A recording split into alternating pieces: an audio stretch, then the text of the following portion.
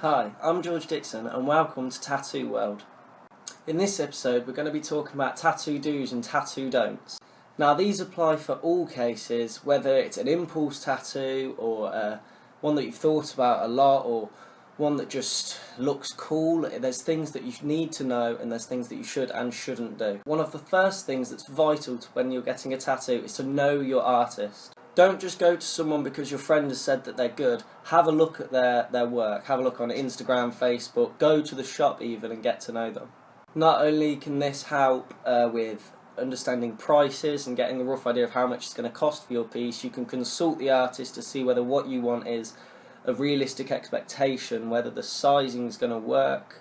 For example, if you want a very detailed tattoo but you want it very small, they might not be able to do that. You'll have to find a different artist. Second thing you want to know is not to get a tattoo that's just in at the moment. You don't want a tattoo that's trendy at the time and in 10 years will look absolutely awful. Tribal, for example, did this, and now we see lots of people with tribal tattoos because at the time they were fashionable, they looked cool.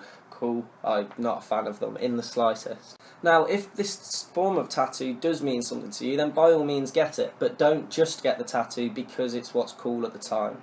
Number 3 is the aftercare of your tattoo. Once you get a tattoo, you want to stay out of the sun, really. You want to keep it covered. Wear loose-fitting clothes to let it breathe, but try and avoid sunlight because that's going to affect the ink. Another thing you want to do is not fully submerge the tattoo in water. You have to treat a new tattoo as a fresh wound. You wouldn't want to go swimming, for example. The bacteria is really counterproductive in the healing process. Something else you want to keep in mind is that it will itch as it heals. Not only will this be because of the hair regrowing through, but the ink, for some reason, I'm not sure why, it does just itch a lot. Avoid scratching it because you'll take away the ink and it will end up making your final piece not look as good as it could have. When it comes to getting your first tattoo, don't get it on your hands or neck or on your face. Many tattoo artists will actually refuse to do this, but in the off chance you find someone that will, I wouldn't trust them.